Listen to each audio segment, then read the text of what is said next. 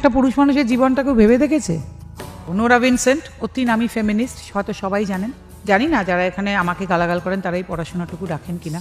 Nora Vincent অতি নামী feminist সারা পৃথিবী। তিনি একবার ভাবলেন যে তিনি একটু পুরুষ সেজে দেখবেন 2 বছর, যে ঠিক এক্স্যাক্টলি কী ব্যাপারটা, মানে পুরুষ হলে কীরম লাগে। উনি পুরুষ সেজেছিলেন 2 বছর, তারপর 1.5 বছরের পরে আর থাকতে পারেননি, মহিলা হয়ে গেলেন উনি। আবার দেখলেন যে পুরুষ মানুষের প্রতি নারীদের দুর্ব্যবহার এবং সব কিছু এত খারাপ, উনি বললেন এটা জাস্ট নেওয়া যাচ্ছে না। Men are suffering.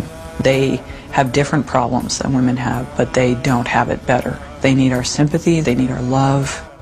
এবং ওনাকে তখন জিজ্ঞেস করা হয়েছিল যে আপনি কি মহিলা হয়ে তাহলে থাকতে ভালোবাসবেন?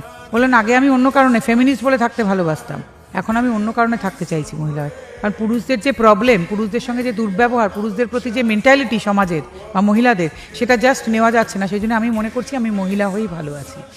আর পুরুষদের ব্যাপারটা কেউ বুঝতেই পারেন না, উনি সেই কারণে তখন মহিলা হয়ে থাকতে চাইছেন।